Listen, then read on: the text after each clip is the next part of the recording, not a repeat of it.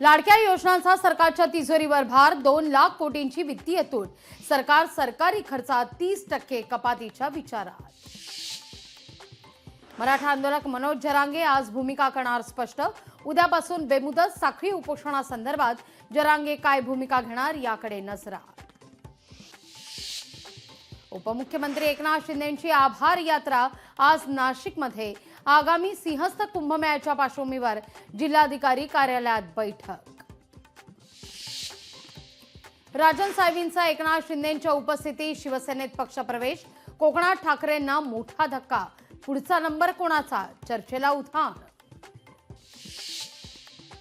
राणा वाघ पुन्हा शिवसेनेच्या गुहेत. राजन साहेबींच्या पक्षप्रवेशानंतर शिंदेंची प्रतिक्रिया. तर पक्षातून माणसं का जात आहेत याचा विचार करा, शिंदेंचा ठाकरेंना टोला.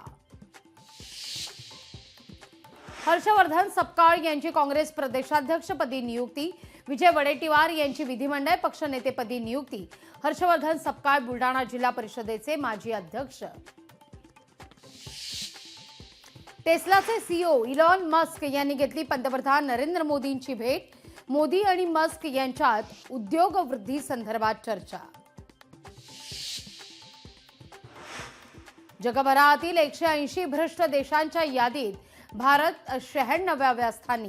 डिजिटल वापरामुळे भ्रष्टाचार कमी झाल्याची माहिती.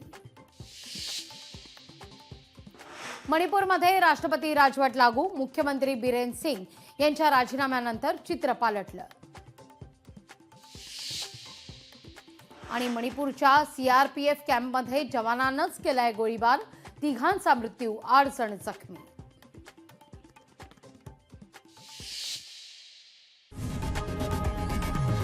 लोकशाही मराठी ऐका, पहा, जागरूक रहा.